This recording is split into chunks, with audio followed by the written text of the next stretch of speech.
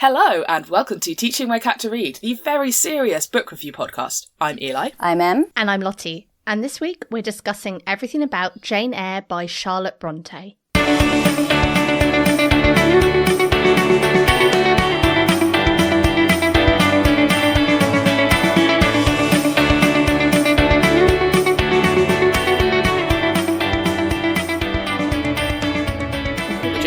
Man, this is going to take some getting used to. I keep leaning forward to talk into the mic. So we've had technical difficulties, dear listeners, and now I've got a new mic that lives by my ear. And I'm literally saying I've got a mic that lives in my ear. I'm leaning forward to the box where my microphone normally sits. You've been conditioned. The microphone has conditioned you. Yeah, the muscle memory is solid. It's Reader, I did not read this book. I don't blame you. It is, at time of recording, early March 2025, and the world is miserable. We will not be getting into that. But that combined with the fact that some of the abuse of this book, it's a little close to home for me. Mm. I just went, you know what? No, I'm gonna rely on my dear friends to carry this episode. So if I'm heavier on the goofs and lighter on the literary analysis this episode, you know why? Your boy did not read it. Your boy watched some clips of Michael Fassbender. Eli is our treasured and beloved cat wrangler who is giving themselves the treat of not reading horrible books about horrible things. Listen, sometimes for your health, you just gotta. I understand why it's an important book. It was important that it was published when it was published, and I can stand why it's really meaningful to a lot of people, but whew. So we do seem to be starting this episode with that I'm going to be in the unhappy position of being the only person who's genuinely enjoyed this book, possibly. I feel like in a different time, maybe, this would have been like a really good read for me, but like right now, it's not happening. Yeah, which is totally fair. The unfortunate realities of reading on a schedule. Yeah. But Lottie, I was going to ask you, was this the first time you'd read this? No, because I read this when I was 12.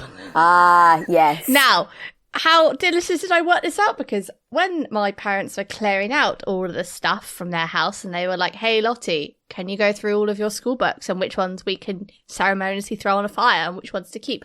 I decided to keep the reading record from year 8, in which in a week or 2-week period or however long it was, I'd read Lord of the Flies, Jane Eyre, and Animal Farm. So you were going for a misery trifecta. That is a curriculum and a half. Now, did I actually appreciate what was going on in Jane Eyre, given that I wrote in said review, Jane Eyre brackets book title, Charlotte Brontë bracket author, because I thought the teacher might get confused. So I haven't read it since then. And to be honest, I was going to say, like, my terrible summary is it's all trauma dumping. They're all emotionally manipulating Jane, or emotionally abusing her due to her god-awful childhood and her inability to therefore pick up on any of this shit. They all had tragic lives. 10 out of 10 for the use of language. Like, I think the only thing that got me through the book was the fact that, like, the alliterative and the sort of the use of language, just like in Anne and Emily, like, it's really, really evocative. It's really, really great for, like, how I visualize books. Like, I felt it really, like, in my sort of in my mind, like, her childhood, which was really not great, was very dark and moody. And then when she met Mr. Rochester, which I'm like, yikes. But anyway, the way it's described, it felt it's like my mental picture sort of lightened. And then she went through her little stage of poverty, and then she met some cousins, and so I kind of pause there as you try to figure out how to describe them, if you're going to try and describe them at that point. And I'm like, I think the thing that most surprised me was I thought this book had more romance in it than Wuthering Heights. I thought Wuthering Heights was more tragic, and I do have a point of, like, we can compare and contrast the books later. But as Eli said, like, I genuinely, if I wasn't reading this for this week, I had to break it up into, like, manageable chunks because it was so miserable. And I was really struggling to, like, get through that. And I think it's like, it is a sort of credit to her writing and her writing style that it makes you feel just like everything is black and white and there's no colour in the world anymore. Like that's just how it made me feel. So, yeah, what's your terrible summary, Em? Because that's my view. Well, I had a toss. It's a toss-up between even the weather thinks this is a bad idea. I've got an annotation on my Kindle copy that just says "pathetic fallacy" in all caps because I was very excited that, you know, I was getting to bring out those A-level English lit words. And my other terrible summary was, if it isn't the consequences, house burned down, of my own actions, kept wife in the attic.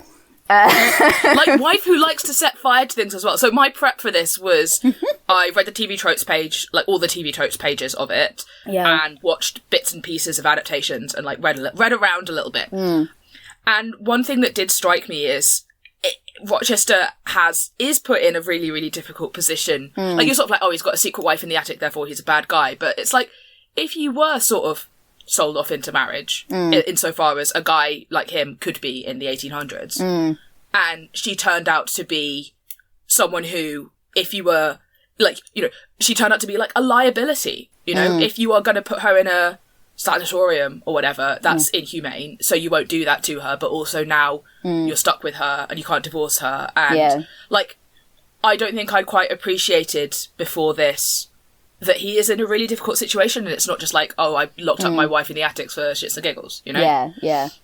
No, I think that's one of the areas where, like, the thing that bothers me about this is less the material, like, what he has actually done for his wife, which is, hey, I found a decent enough nurse, I've kept you out of a sanatorium, which, given of what we've seen of institutionalization for women earlier in the novel, is clearly, and that was, you know, for people that are, you know, considered sane and who are going to potentially go on to become a productive part of capitalists. Yeah. Yes, precisely.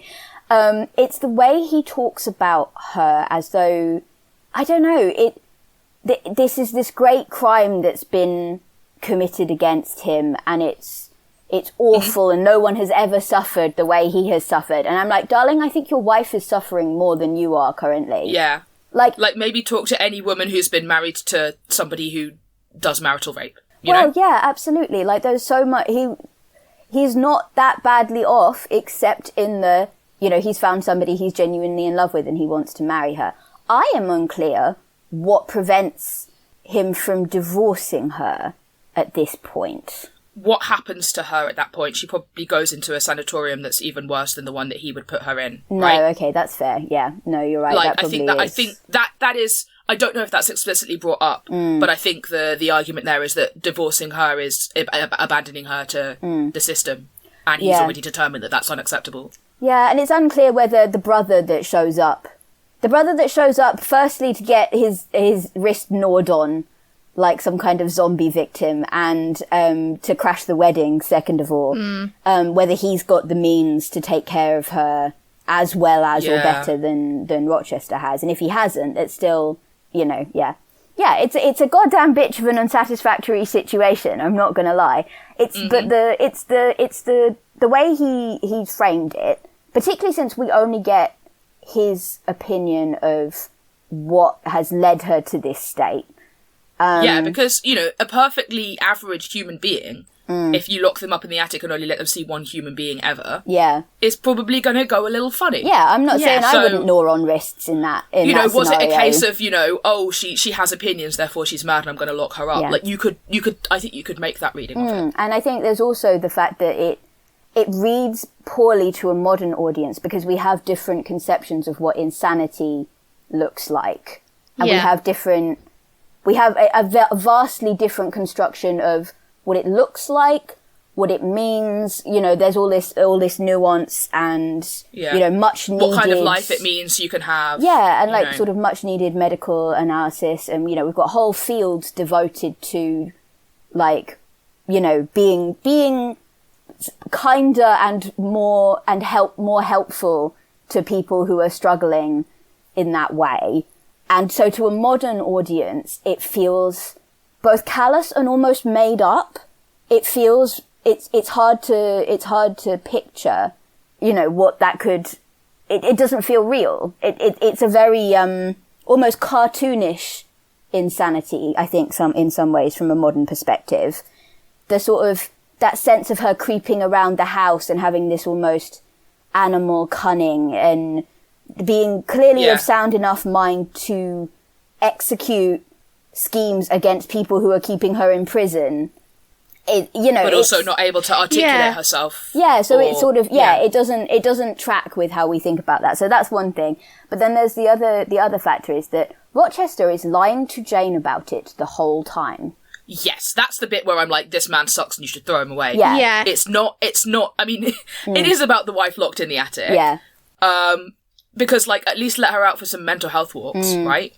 But, it's the way, like, you know, I don't know how it is in the actual text of the book, but the stuff that I read in the adaptation bits that I saw, he acts quite entitled to Jane. And the lying to that, I feel, is part of that. I mean, it's the kindest possible reading is that he is aware that she has sufficient moral scruple and backbone to say no to marrying him if she's aware of the situation. But that he is a very miserable person who is genuinely in love with her and wants to be happy. Unfortunately, the decisions he makes, I can sympathize, but I'm also like, oh yeah, no, don't do that. Don't do that. I would be running, you know? The thing that surprised me the most about this book, and it's going to be something probably similar that we touched on in Wuthering Heights, is that it is centered around romance, but it's so much more than that. Like in Wuthering Heights, you have there's the version 2, so the second generation of like childhood trauma being passed through. Yeah, man hands on misery to man. Whereas in this, like you have like, you know, the first third of the book is about her horrible upbringing with her aunt and the Reeds, and like the emotional and physical abuse that she goes there, and sort of this desire for her to have a family, like this need to have a family. And then she goes to school. She's sent away to this school, which is very highly likely based on a school that Charlotte herself went to, which also had a tuberculosis outbreak. Like, yeah, I mean, I don't think that's even speculative, right?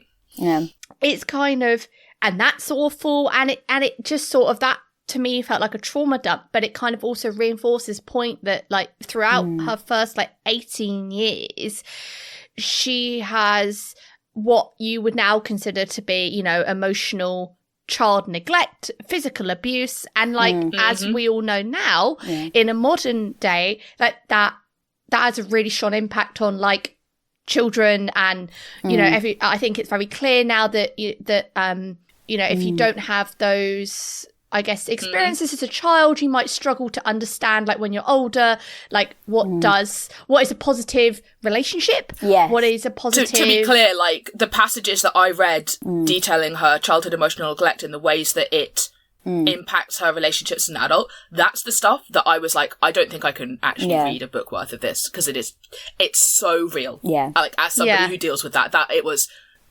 Charlotte Brontë nailed that. Yeah. The sort of the experience of having other people tell you what you must be feeling in particular, like, and assert that you're lying, or like that passage where she's like, I'm not deceitful, you're deceitful, to her aunt. Yeah. I was just like, oof. Yeah. Oh, baby. It was really, it's a really hard read. And then I think she goes to, and so I feel it's sort of reductionist to just focus on Jane and Mr. Rochester fall in love, because I don't think Jane is in love. She's just sort of she's met this person. Bearing in mind, she has met no men for the first 18 years of her life. Apart from, like, Mr. Brocklehurst, who is not a great example of what a dude's... And her cousin who hits her and throws books at her, Yeah. And so she has no, like... And, like, I guess her uncle who died when she was young, but is the one who brought her into the family. Yeah, and she never met him, so she has no positive male role models in her life. And then you've also got this, like, added twist that she is... the themes of Christianity and like devotion, and sort of how, especially I thought it was quite interesting that at the school, the schoolmaster is kind of this meant to be this parson who's looking after everyone, and he's a really just cruel. Yeah. Just undeniably cruel, but with this, because is he textually is it a Calvinist where it's only certain number of people are getting into heaven, and you're like, because you were poor, you are therefore not getting into heaven because it's a reflection. He says she's possessed by the devil, and he makes her at 10 stand on a chair for half an hour because she's possessed. Nobody must talk to her. She is the embodiment of evil, and I'm like, oh my good God. So that one's really fun, actually weirdly quite entertaining to me because, or maybe it shouldn't be, probably, but I can't take it seriously because I had an English teacher whose cure for hiccups was to get whoever was hiccuping to stand on a table and have the whole class stare at them until they stopped. That sounds that's kind of fun. Fucked up, I won't lie. That's a little bit that's a little bit messed up. To be fair, I didn't like the kid that it happened to, so I was feeling very vindicated by this. I will say that you being told that you as a child are sort of ontologically bad and everything you do is bad, and if you ever do anything good, it's God's grace or it's a one-off, it's a fluke, and it's not your true nature, and that when you are bad, that is your true nature. That I grew up with that from a parental figure in my life, and it really does do a number on you. And as soon as you meet somebody who does not have that opinion of you and does not treat people in their life that way, you will glom onto them. I was lucky enough that happened to me in childhood with another parental figure and not somebody who I was at risk of marrying, throwing it all away for, you know? She meets Mr. Rochester, and I just got really quite uncomfortable vibes from him to start with. And I also thought was quite interesting is that, unlike in Sense and Sensibility, it's the only thing I can think of just right now, where there is a huge age gap between Marianne and the Colonel, that there are characters who call out their age gap in a negative light.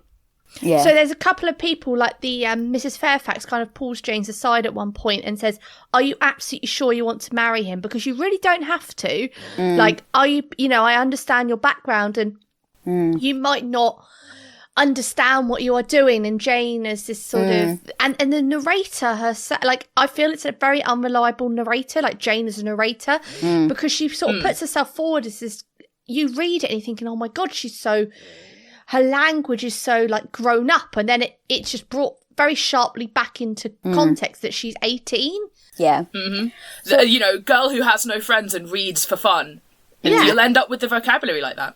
And she's a really smart lady. She's learnt multiple languages by herself. She's clearly smart, but she just has no idea what any sort of friendly, romantic, paternal love is. And so when this man comes in who just doesn't treat her and I mean the bar is on the floor. Yeah. It doesn't treat her like she's by definition bad and not worth being around. Yeah. Who maybe even understands her a little bit as a fellow human being. But I still dislike how she describes Rochester getting angry and she must fix him almost. I'm yikes. But I guess coming back to my first point was then she leaves, and I knew it because I one of the things I guess I got a question for you guys later is how do you think the twist came about? Because at the moment, again, a lot of these books that we've read that are classics, you know what's going to happen through pop culture. And so I thought, okay, I know that there's a mad wife and the mad wife sets a house on fire and then they get together. And I thought that was the end of the book. And then there's this whole third section of the book where... Yeah, people like to forget about that bit. Everyone forgets about that. And I think, again, it brings up these themes of she so badly wants a family that she basically splits her inheritance with these people she's just met who turn out to be her cousins. And then the other guy, St. John. Oh my God, I think I genuinely hate him more than Mr. Rochester, and that is saying something. No, rightly, I think he should. Horrible. Yeah. He's basically just emotionally manipulated her into giving him $5,000. Yeah. Which is a lot of money. Which is a lot of money. Okay, I want to push back on that. He very much is don't give us the money. The emotional manipulation doesn't start until after they've already split the money. She's already established as the schoolmistress in her own right. And he decides arbitrarily that he wants her to be a missionary wife and come with him to India. He is polite, if brusque, like, until he's decided that she should marry him, at which point the emotional manipulation starts. That is a fair point. And I want to say, I think that the point of that section in the book is to show what's just happened in a clearer light, because Jane is very aware that he's manipulating her. She's very aware of the techniques that he's using to make her like submit to his ideas of what she should be doing. She is aware the entire time of like what is being done.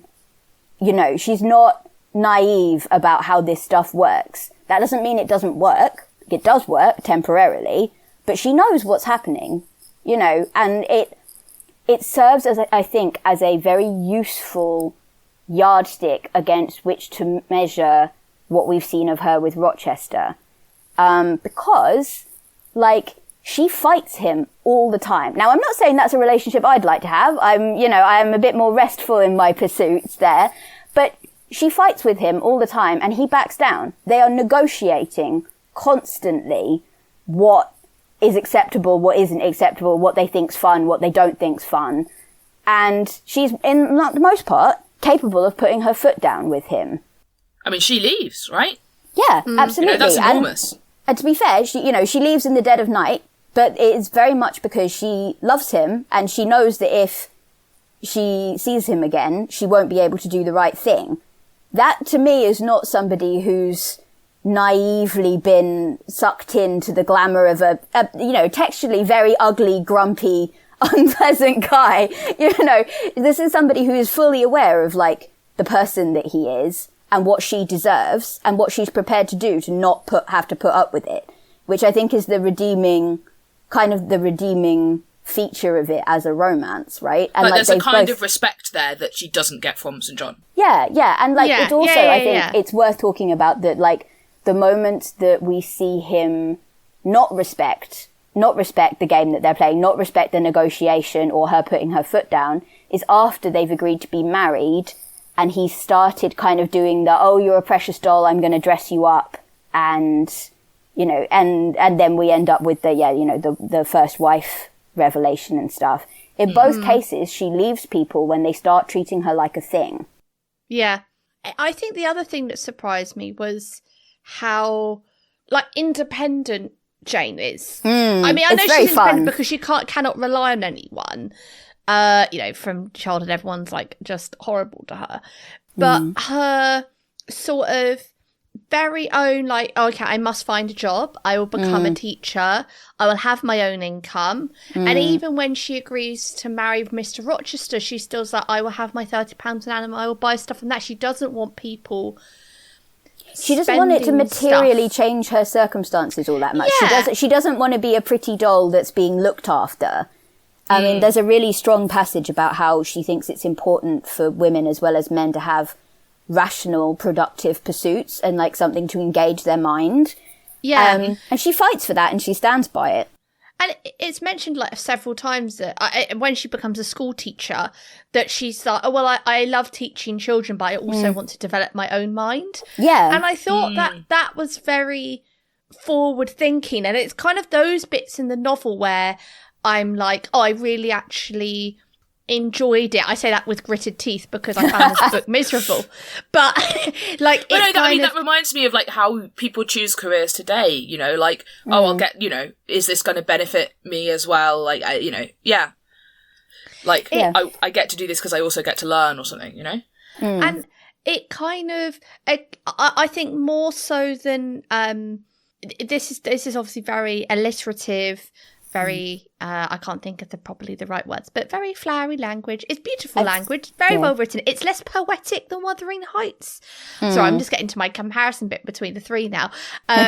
Whereas, like, I'm impressed you remember enough about the other two to make a comparison. My brain's just totally, like, blanked on all of that. I have, like, feelings I remember. So, like, Wuthering Heights, it was very poetic. I just remember it was very poetic, not at all romantic, whereas this was very like use of metaphors rather than poetic necessarily, like very strong in the metaphors, and I thought some of them were quite witty. Do you think that reflects like Jane is a less dramatic person than Cathy and Heathcliff, for example? Oh, that's like, an interesting question. You know, she's more straightforward, and it's not like she doesn't, you know, but she's not like, oh, I really want to have like a Gothic romance, you know? Yeah. Well, the thing I think that's really striking about her from very early on, I actually have I've quoted the first line from My Immortal in one of my annotations, because even from very early on, she's got a bit of I'm the weird kid, I don't fit in. Have you ever seen me without this fucking hat? It's weird. Like, she's kind of got this, she's already a tiny goth, you know? She's a tiny goth who thinks about ghosts and, like, witches and stuff.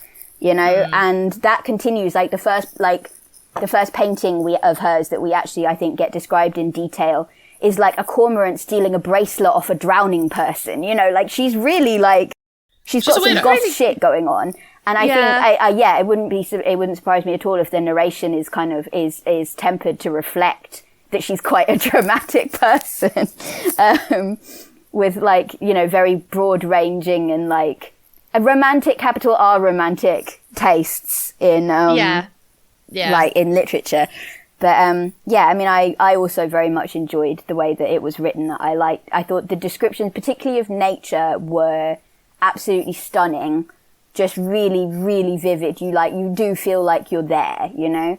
And she's got a very deft eye for people and for explaining their foibles or, kind of just delineating why they behave the way that they do, or very, very sharp on people as well. I think my favorite. Sorry, go on. I know, I was going to say it is. Yeah, I agree. I think my favorite thing that I noticed that I really enjoyed was she slips into present tense a few times. Mostly it's past tense, and it's very clear from like little asides that the narrator is looking back on this from a position of some, 10 years later. At least for the latter bit of the novel. But sometimes she slips into first person, and she describes it very consciously, the scene, as though it's the curtains come up on a play. Or she'll say, it's something like, wait with me, reader, and you'll see him as I saw him arriving over the hill, or whatever. You know, she's bringing you into it with this immediacy that I found really interesting. You know, you get lots of writers on Tumblr joking about the whole, oh shit, I've mixed up my tenses. But it's when done very deliberately, it has this really interesting effect. I was like very impressed by how that worked. I think one thing that was, I'm just like having a look at the Wikipedia, and obviously they wrote these under nom de plume, so it wasn't Charlotte Brontë, it was Clara Bell. And I just thought it's quite, obviously the quote is without at that time suspecting that our mode of writing and thinking was not what is called feminine, we had a vague impression that authoresses are liable to be looked on with prejudice. And so they use this nom de plume. And one thing that I thought while I was reading this book was like, I think if you gave it to a woman of that time, just like the other books, I think they would have worked out a woman had People did theorise at the time that it was written by a woman. Yeah. One of the quotes in the Wikipedia article is a guy saying categorically that they'll stake their entire magazine's critical reputation on the fact that it's not a woman, which is hysterically funny to me. Which is hysterically funny because I'm like, I don't think you could have, unless you have had that lived experience. Especially once people started going, oh, that's Cowan School. I know that school. I went to that school. It's a girls' school. You know? Yeah, yeah. Like, it just kind of... I just kind of always think, I don't know, sort of similar to Emily. And I know that, like, Charlotte and Emily stopped Anne's, or they suppressed Anne's, the Tenant of Wildfell Hall.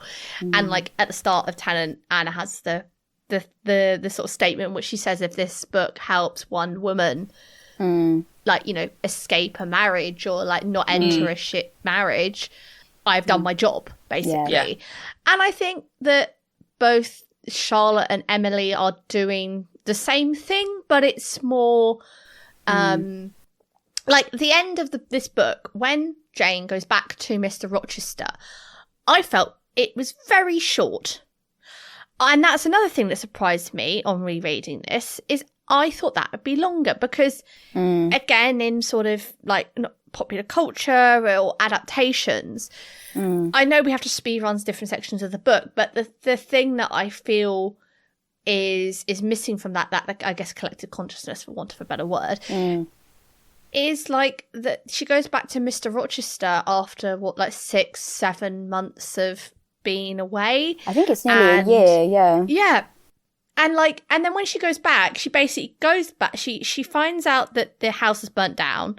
She immediately goes back, she finds Mr. Rochester, she gives him some milk or water on a tray, and then they discuss the position of their relationship. They get married 3 days later, and that's it. That's the end of the book.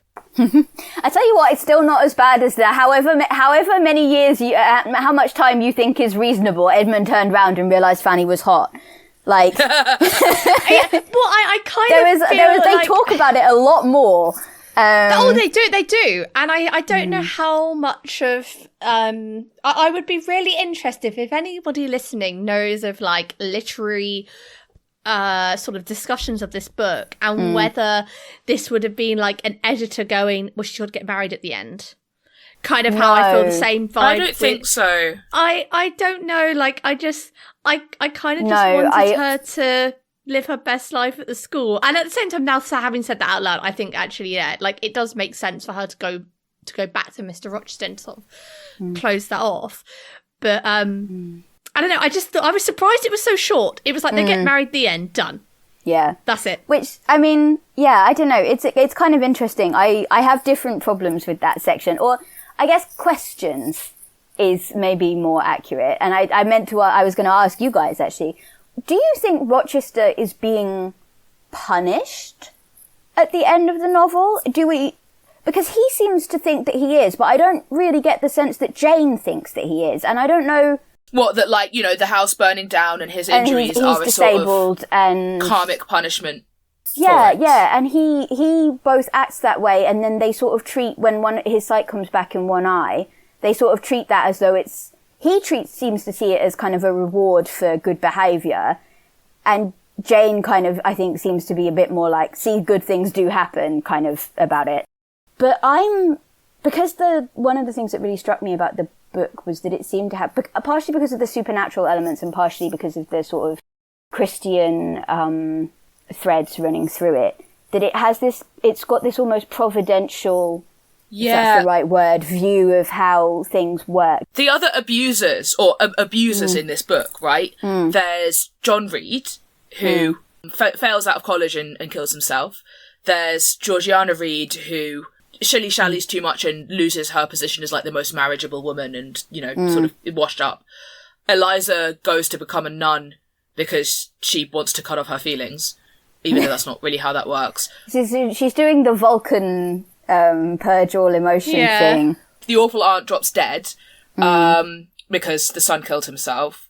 Brocklehurst, the guy who ran the school, gets investigated and goes away after the typhus stuff. Yeah. Who else is that? People, bad things happen to bad people in this novel. Yeah. And there's also this there's a lot of, the way that things happen feels you can sort of feel the inexorable hand of fate on it. Or that's how it felt to me. You get the fact that she gets all these omens. She says, if you have a dream of a child, something bad happens afterwards. And that happens every time. The fact that she hears him calling for her. Under that framework of bad things happen to bad people, where does Bertha fit into that? Because she does the burning the house down. She is the bad thing that happens, but does that make her a bad person? Or does that make her not a person? Is she an agent of the Lord, or an agent of destiny, or is she simply a person who's been suffering and abused too long and burned the goddamn house down? Yeah. And it in that sense, it feels very, that's the bit that makes that feel too short for me, in a way, it's never clear to me if we're supposed to think, well, Rochester's been punished enough. And if so, what he's being punished for. Yeah, what is he being punished for? Because the lying or the doing because I'm not sure that, I think I do buy the whole, like, if you are married to somebody who you are responsible for, and if you choose to divest yourself of that responsibility, they will suffer. And you, like, I don't know that him locking her in the attic is actually that awful. If it's literally like she'll hurt herself or other people if she isn't. Yeah, it's somehow... one of those things where you're kind of stuck in this awkward. One of the things I really felt reading it. I don't want to condone it, but also it's not. He's acting pretty logically. And compassionately. We don't know. I don't know, and listeners, write in if you know. But like, I don't know what the other option is at the time. I don't know what the compassionate, the most responsible option is. If we are taking at face value that she is a Victorian madwoman insane, she can't take care of herself and she's a danger to other people. As opposed to like has somewhat manageable OCD or something, Yeah. Or and I'm saying it like that, and I'm realizing that does describe that is just that's somebody with high support needs. That's not how it's played in the narrative. There's this sort of malevolent, almost supernatural feel to her. It's like she's possessed, Yeah, and then we also get this kind of, I don't know if you guys found this, the phrenology, this just casual, like, people keep talking about people's physiognomy and what it means for their character. Yeah. And the fact that they talk about her being partly black and, like, she's a mixed race woman, and the specifically, and she sleeps around and she's a drunkard and mad and slatternly and all of this stuff. And you're going, okay, where is this? It's one of those things where you go, I bet if I look in the context of the ways that people are writing about so-called scare quotes race science at the time, we're going to find some deeply unsavory shit that is being, I can't tell if it's being swallowed whole cloth by Charlotte Brontë in this, I can't tell if, because one of the things, like, Jane does call him out on the way he talks about her and says, it's your, it's your duty to look after her and it's not fair of you. Does Jane know that she's mixed race? Yes. In the discussion that comes up, he says she's a Creole woman, or her mum was a Creole woman. So there's this kind of, but Jane is like, hey, don't talk about her like that. At least there is a token protest put up. But it's very interesting, and I don't quite know how to take it in the same way that I don't really know how to take the kind of disability as divine punishment or not, depending on like how you, because like I said, I don't think Jane sees it that way, but it does feel like Rochester does. And it's still unclear what the novel thinks he's being punished for. And specifically losing his sight and one of his hands is like, those are your tools of agency, Yes, yeah. It's even more so, I would argue, than like losing the ability to walk. Although I don't know if it's meant to be some sort of parallel to like he's now locked up in his own body somewhat. Like I guess not being able to walk would make that more of an obvious thing, but I don't know. Yeah, like obviously disability as punishment is gross in a lot of ways. And it is I feel like it fits quite nicely with the kind of Victorian sense of like, a healthy body is almost like a sign that you're a good person and that you're going to. Well, it's that Calvinist thing, right? Except for health rather than wealth. External beauty is a sign of internal goodness thing. I feel is quite a. But yeah, and it's like you could very uncharitably read Jane coming back and being like, "Oh, cool, our relationship, the power dynamic has shifted, and now this works for me in a way that it didn't. The thing is that she would have married him before if he didn't have the wife, right? Yeah. So the power dynamic was clearly not a deal breaker for her in the first place. But she does mention that she feels like she has power over him, and she likes having being able to manipulate how he feels. Yeah, like it was almost like it was really uncomfortable because I listened to the audio bit. It was just like quite uncomfortable to listen to. It was kind of all like Jane is trying to have control over everybody in her life, and how you can tie that into like her awful childhood. but it was quite uncomfortable to listen to. And then when she goes back at the end, and it's kind of like, you are, I will care for you, I will nurse you, but I also have got my own money, so I'll live next door and I have my own house, but I'll still nurse you, but I'm going to have my own stuff. So it's really interesting to me that she offers both Rivers and Rochester a very unconventional friendship of equals. Yeah. That's the thing that she doesn't want to, she says that, marrying John would be suicide for her, essentially.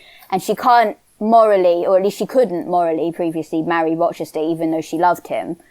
But she's perfectly prepared to offer them both this kind of relationship that Rivers is like, oh, that's deeply improper, you have to marry me.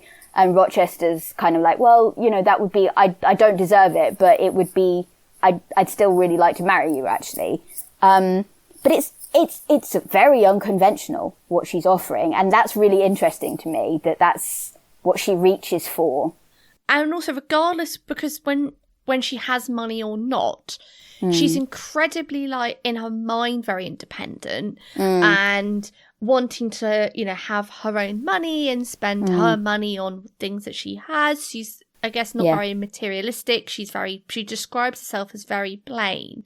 And then even when she, I just thought it was quite surprising that every night when she went to bed, or before they went to bed, with the cousins, she would obviously, the brother would kiss his sister's goodnight on the cheek, and then he'd shake Jane's hand. Yeah. And I just thought that was it was something she shakes a lot of people's hands. She says, I am an equal. I am your equal. That word equal's brought up quite a lot. There's that sort of kind of I am your brother in this world sort of thing. That kind of she has a whole speech about the as if we were standing together at God's feet as equals, and she believes that. Yeah. It's when Rochester is like, will you marry me? Or it's when Rochester confesses to her and she's going if I had beauty and a lot of wealth, I could make it as hard for you to leave me. Yeah. Which is an interesting bit of foreshadowing. Yeah. I don't know how much of that is as a modern reader, and something that maybe, I don't know if anyone else, but I feel personally that classics that I have found easier to read, and I haven't read that many, but Pride and Prejudice, right? You can know a little bit about women couldn't have property. You don't have, I feel, with this, and you kind of get rom-com vibes from it. But I don't feel you need to have a deep understanding of Regency history to kind of be able to not follow the book, but appreciate the discussion. And I feel with this, I feel I need a companion spark notes to give me the the historical context for what she's trying to comment on, especially on the kind of Christianity that she was raised within, right? That Charlotte Brontë was raised within. Well, so one of the early reviews described it as a deeply anti-Christian novel, and which is wild to me, because one of the things that made it very hard for me to read as a teenager was how overtly Christian it was. And, I'm a bit more settled into my comfortable atheism now and, not so, prepared to see allergic's a good word. You've got this kind of visceral reaction that I don't have anymore. But it's interesting and it's odd and it's difficult to wrap your head around without kind of understanding the background. And I think that's true of a lot of things. In this book. And I think this is true of I guess a lot of the classic books we've read for the pod. I feel these one may be something that I've found more so, and I found maybe less so with Tennant, because Tennant is very in your face. It doesn't have the alliterative, flourative, metaphorical language. It's so much more bleak. It's more bleak, but it's more. Yeah, I guess it's less metaphorical in both a literal sense with the metaphors that she's using to describe stuff, but in a metaphorical sense on the what she's either critiquing or what she's discussing in this book, and similar to Wuthering Heights, like where that's very poetic. This is, I feel, very metaphorical. And I think, it would be one of those books where if we weren't reading for the pod, I would have gone, man, we're going to not read that. Yeah.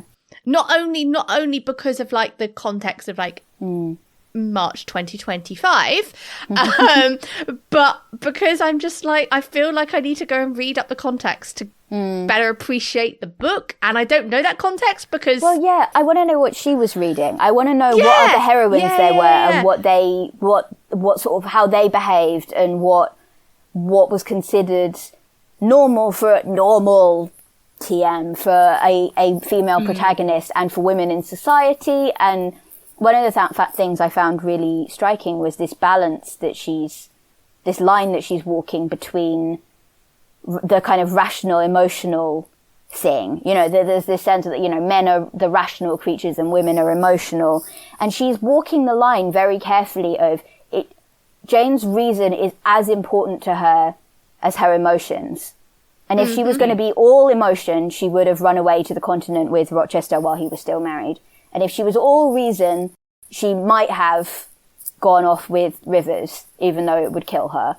But because she weights her emotional well-being and her desire for kind of like rational employment more equally, she ends up back with not ends up back with Rochester. Threading the needle, you know? Yeah. And she's kind of always walking this line of, my feelings are valid and important, and I listen to them and I treasure them, but they also don't overpower my scruples or my rational brain, which I think is so cool and interesting. Well, there's a thing we've talked about with romance books before, where like, do people end up better for having known each other even if they don't get together at the end? Yes. And I don't know if she's better for having known him, but she certainly is better off. You know, she has employment, she has money, she has family who treat her like a person. Yeah. St. John kind of notwithstanding. You know, she's in a much better place to make those kind of decisions. Yeah, absolutely. She's been empowered by circumstance and by her experiences and her choices to come back and be like, well, now I'm in a position where this isn't a fraught decision that I have to make based on this kind of overwhelming emotional attachment that I have to this guy. Yeah. And I don't have to fight my morals on it all the way, or, you know, starve in a ditch in order to get out of the situation. You know, which I think is really interesting. And I think in some ways, I think to call it a romance almost discredits I think it's the Wikipedia says Bildungsroman. And I'm like, I think that's more, it's about her growing into herself and actively making choices for herself and coming good in the end, you know, which I like a lot. I just had a Google. So like this is published in 1847. So when she was 31 when this was published, and she was only married at age 37. And she died very soon after. Died during childbirth. Like complication of pregnancy in 1855. I don't think I'd actually realised she was married. She died from hyperemesis gravidarum. We were talking about this. None of her siblings made it to 40. Her dad outlived them all. Which is another bit of just useful context, isn't it? Yeah. So she survived the longest. And like, you know, you read her backstory, her history, and like, you know, she goes to school. And she goes to this school specifically. She goes to like that school, which is awful. School. And then Maria and Elizabeth, her two older sisters, both die of tuberculosis. Aged 10 and 11.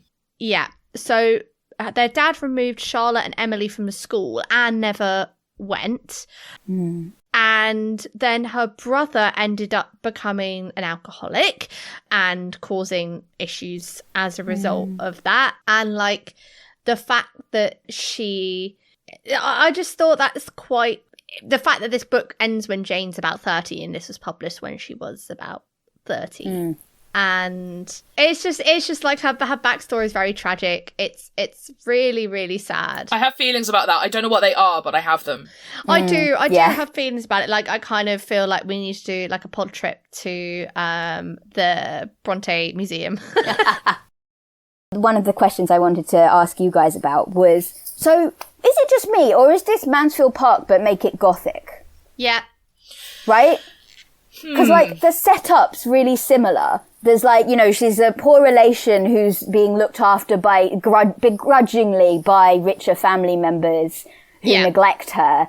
I think for me, the big difference is that when she meets the love interest, she is free of that, like, she's not in a great situation, right? Like, she's completely beholden to this guy and, like, that's her employment, whatever.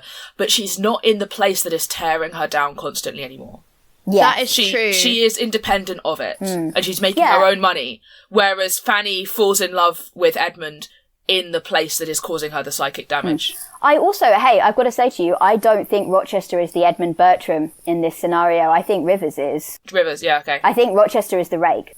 I think Rochester is Henry Crawford, but like imbued with a power of personality and some scruple that's sort of interesting. Well, again, and Austen said that, like, if Crawford had stuck to his word and tried to be good and eventually was like, and, you know, had stayed the course, Fanny eventually would have accepted him. So, and you know. let us not forget that Rochester actually incurs his injuries while going to the attic to rescue the wife that he presumably must, like, you know, whose existence is responsible for him having lost the love of his life. It would be really convenient for him if she were to just die and he still doesn't take the out, you know? He still doesn't take the out, And so I think both of the love interests in this book have spines where the Austen ones, I think, don't so much. And certainly, like, I think St. John is a very, like, here is Edmund Bertram if we, like, made him not kind of this wishy-washy country parson guy and dialed the, like, God stuff up to unbearable heights. So Mansfield Park is, I'm just having a look, it's 1816, so it's... And, like, Brontë had read Austen, we know this, because she said something quite sarky about Austen's garden versus her wild moors or whatever, which, I'm sorry, I kind of, having read this, I don't think... I still like Austen. I think it's got a lot of valuable shit to say, as well as just being, you know, there's a lot of very good books in there, my guy. But none of her characters are brought up against the sharp edge of their reality in the way that Jane is. You know, nobody hits Fanny. No. You know, and if they do, it's happening off screen with this conspiracy of silence around it. You have to add it in if you're going to adapt it and show it. That's an addition. That's like adaptational villainy upgrade, you know? Yeah, they're not responsible for the childhood malnutrition that gives her the persistent fatigue. Whereas for Jane, it's very much the deliberate actions of the people that are taking care of her that has led to her weakened constitution, to use a Victorian phrase. Yeah, like the sort of that kind of suffering is a spectre that haunts some of the Austen stuff, but it never gets applied to the characters directly. You never get stabbed with it in the face. I mean, pretty much the first reaction that I had to this was, you get a couple of chapters in, and I was talking to my mum on the phone. I was like, I forgot they just straight up hit her. Yeah. Like, I'd forgotten that they just straight up hit her. How I read this at school, I do not know. Weirdly, the first memory I have of reading it is, I think it was like my sister's ballet class or something, and I had a book, and that was the book that I had. Well, it was only within, we were old enough to remember it when it became a thing that you could get prosecuted for. Yeah, which is fucking buck wild. But yeah, people do straight up hit her in this, which never happens in any Austens. Yeah, as far as I remember, yeah. And like nobody's at risk of dying of like malnourishment, or people don't get like sick. The bad ending in Mansfield Park is Maria and the horrible aunt have to go and live in a small house somewhere and deal with each other. It's not like they're in the workhouse. Yeah, and I think the closest anybody comes to like the kind of danger that Jane is in, particularly when she leaves Rochester, is like Catherine in Northanger Abbey having to take the coach on her own. And it's treated as this kind of scary thing, but also a big adventure, and she survives and it's fine. And nobody really expected her not to. But with Jane, it's like, well, she's only got enough money for the guide. The guy just lets her off in the middle of nowhere because she's run out of money. She could fucking die, and she nearly does. She's like, she's like 2 or 3 nights on the moors. And I'm like, it's kind of, I guess, you know, what Jane Austen is critiquing is different to... For like, different audiences as well. Different audiences, it's a different social class that is being critiqued, is being, you know, whereas this is, like all the Brontes are very descriptive of Yorkshire and the moors. And like, one thing I really like about listening to these books is because both Jane Eyre was I listened to the narration by Tandy Newton, and both that and forgive me, I can't. Juliet Stevenson, who read Wuthering Heights, they both changed they do the different broadnesses of the accents. Brilliant!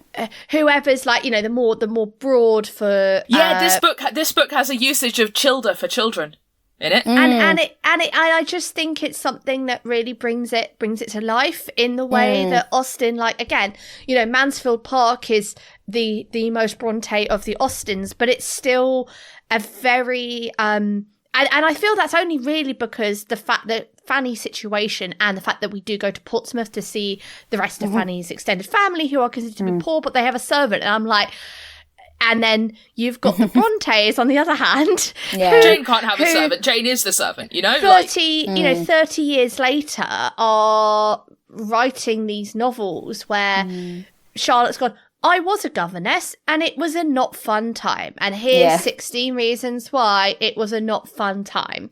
Oh, and by the way, like, women have no agency, and that also sucks. Which, I mean, is another thing that I really actually enjoyed this time around about Rochester and Jane's relationship.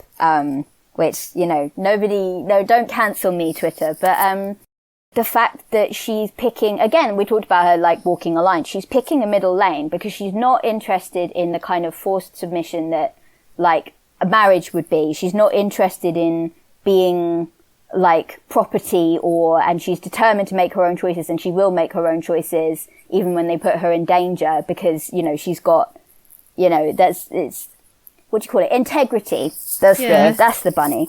But she is kind of like, hey, I'm going to work. There's power dynamics here. I see them. I'm going to play with them. I'm going to have a little play with them. And Rochester's right there with her with that. They are both doing their, like, oh, we're going to do a weird goth bit that nobody around us understands, and we're just going to keep saying yes and to each other's bit. And sometimes the bit is, I am in charge of you. And sometimes the bit is, you think you're in charge of me, but actually I'm in charge of you.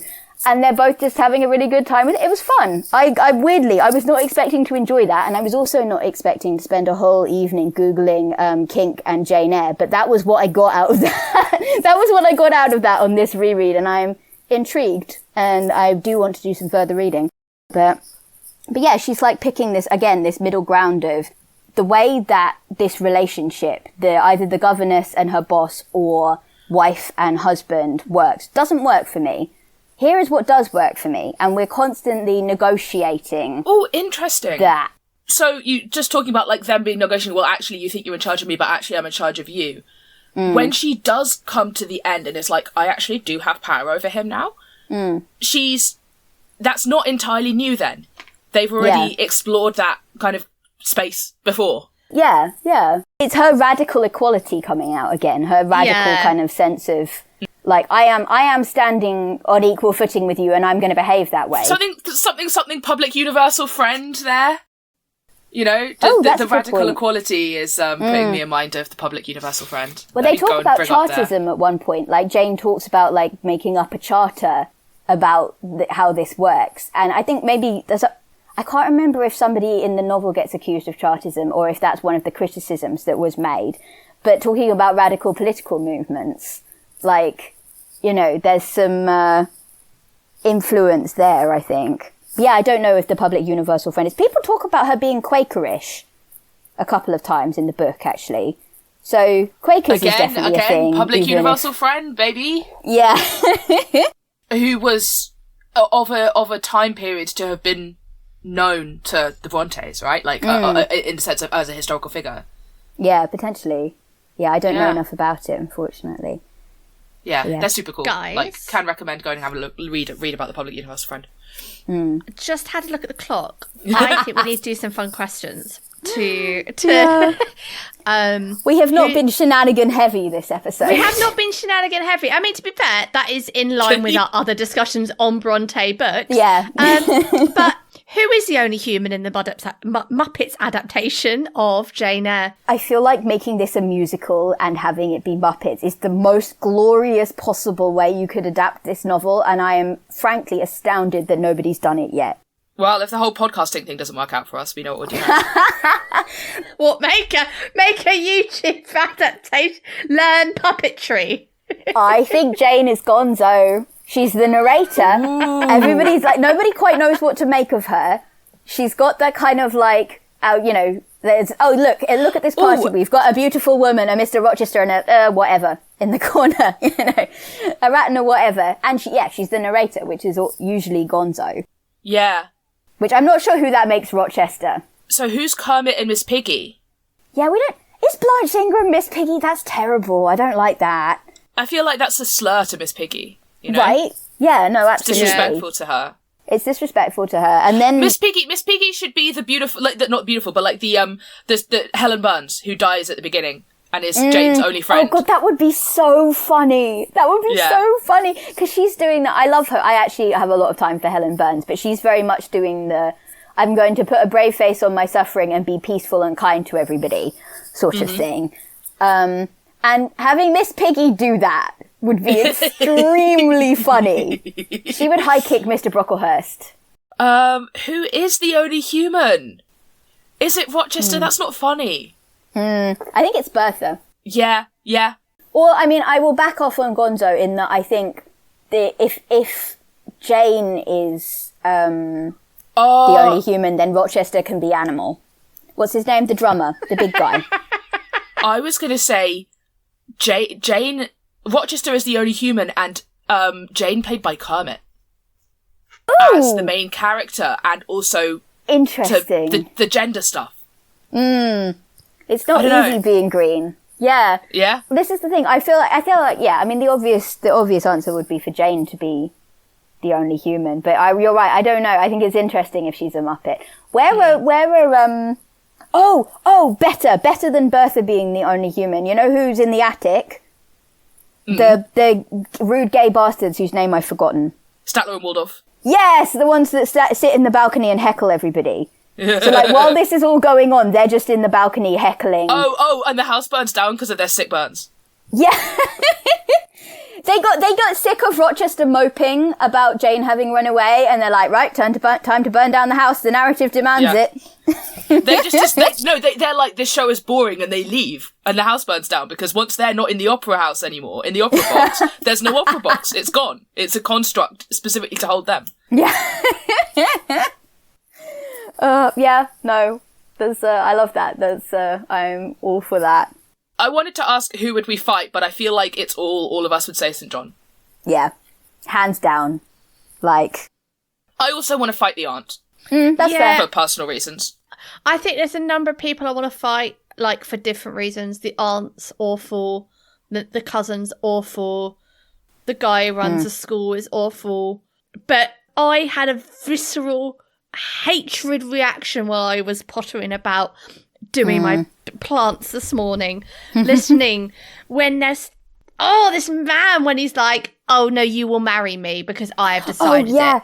He's really scary. I have decided it, and therefore you will do what I say because that is a Christian thing to do. And I was like, if I could just no.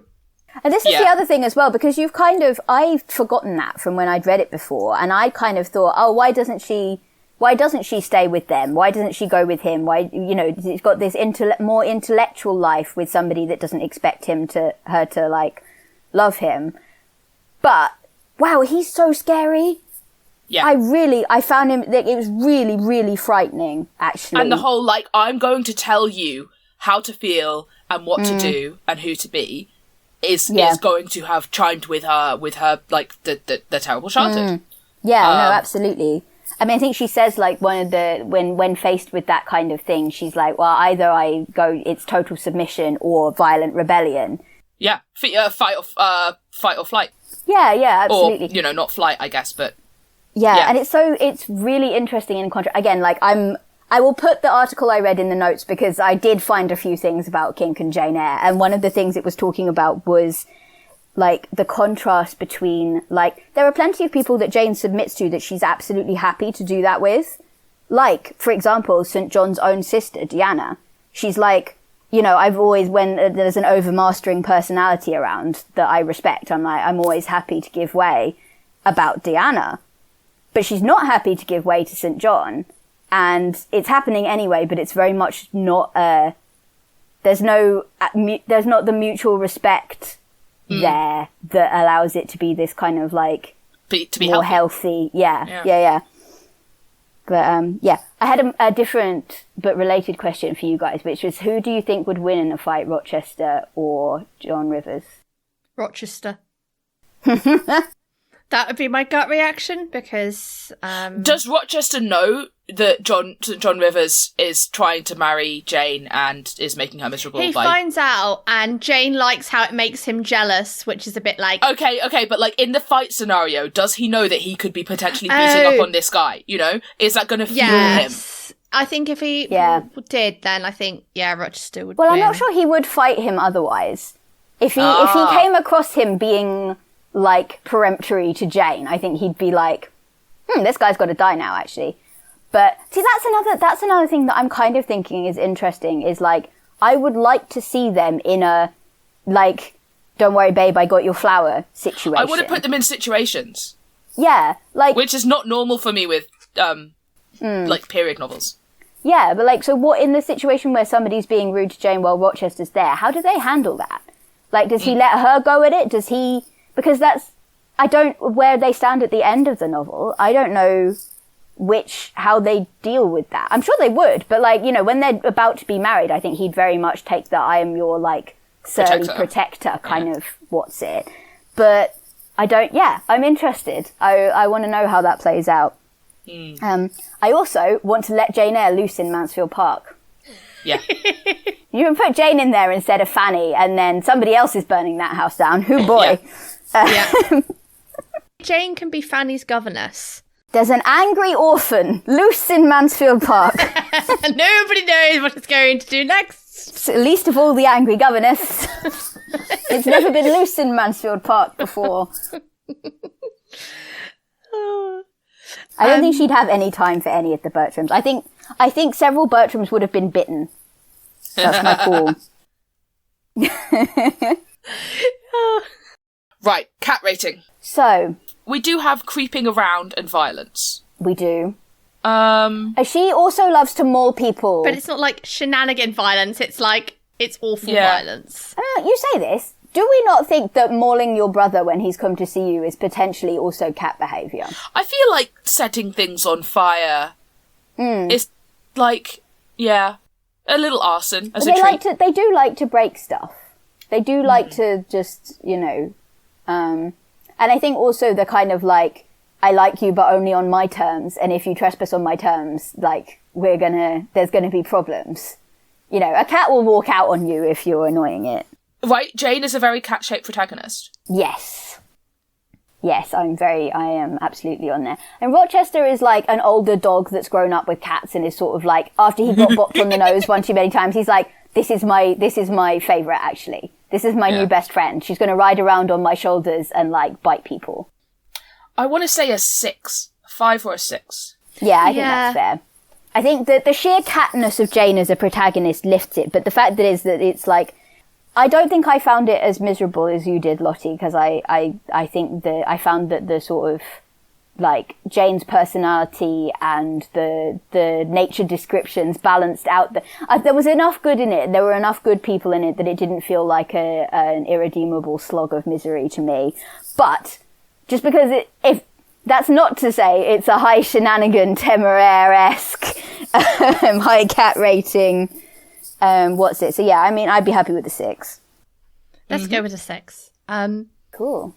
What else have you guys been reading / consuming / No, articles about kink and Jane Eyre. I've been catching up on Severance, which by the time this episode airs will be the season 2 will probably be fully out, and loving it. Yep, good stuff. Oh, I'm finishing Little White Horse, which is a book I read when I was a child and really liked. And it's not similar in vibes in terms of like, it's definitely not as miserable, but the writing style is kind of imitating Victorian, you know, like the things that it thinks are interesting to describe and the way it describes them are quite similar. So that was kind of, but it's a lot happier. So that was kind of an interesting contrast. But yeah, Lottie, what have you been up to? I've literally nothing but struggle reading this book. Oh no, I'm sorry. I mean, I think I was the one who suggested this for the pod. So, I mean, I was very keen for us to have done one of each, but I had to listen to it in little chunks, just because I really struggle listening while driving, so I can't do any of that. And because I had to go to London for work last week, I was like, okay, great, I'll get some time on the glory that is the commute on train into the city that is Londinium, and then be a sardine on the tube. And I thought, oh, this would be great. And it was just making me so sad. I was like, no, I just need that is basically all I've done.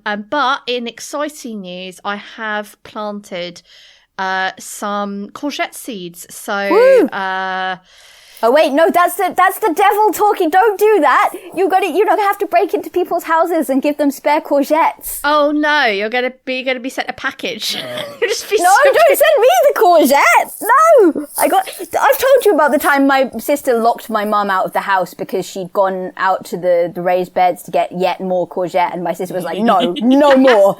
It's fine. I tried to see. I put some carrot seeds down. This is a bit of a side quest. Anyway, I put some carrot seeds down, and too many of them fell out. But I did harvest a carrot the other day that I have been growing since summer last year, and I'm not joking. It was probably about 4 centimeters at most long.